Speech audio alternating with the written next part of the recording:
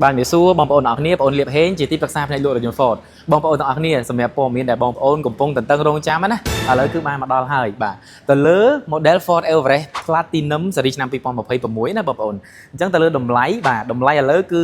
បាទផ្លូវការពីខាងក្រុមហ៊ុនតែម្ដងគឺតម្លៃត្រឹមតែ$69,900តែប៉ុណ្ណោះបាទបងប្អូនអាចធ្វើការទិញភ្លាមបានភ្លាមបាទធ្វើការកក់រងចាំយូរទេបាទហើយរថយន្តរបស់យើងបងប្អូនអើយបែបស្ពណ៌សង្ហាស្រស់ស្អាតខ្លាំងមែនតើណាបាទជាប្រភេទលក្ខណៈ7កៅអី3ជួរ SUV ពេញខ្នាតតែម្ដងអញ្ចឹងបងប្អូនឃើញការរចនារបស់គេទេបាទប៉ាណាបាទហើយយ៉ាន់កង់អីគឺកប់សេរីតែម្ដង21អ៊ីងបាទស្រស់ស្អាតខ្លាំងមែនតើ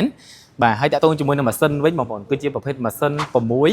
V6 3.0 បាទភ្ជាប់មកជាមួយនឹងប្រអប់លេខបាទរហូតដល់10លេខអូតូម៉ាទិកឯណោះបាទអញ្ចឹងអស់បារម្ភបាទថាជន់ទៅងាងជន់អីទៀតហ្នឹងបងប្អូនគឺជន់គោងឡើងតែម្ដង performance គឺ M ខ្លាំងមែនតើបាទហើយតាក់ទងជាមួយនឹងការរចនាផ្នែកខាងក្នុងណាបងប្អូនក៏កាន់តែមានភាពតាក់ទាញបាទនិយាយទៅគឺស្ពណ៌ខ្លាំងមែនតើបងប្អូនបាទទាំងពុកស្បែកបាទខាងក្នុងឥឡូវនេះគឺយើងមានជាមួយនឹងគេហៅថា memory seat បាទមាន memory seat បាទកុងទ័រស្រស់ស្អាតហើយមានបាទហើយបងប្អូនមានដាប់អក្សរ platinum នៅកន្លែងនេះទៀតបាទ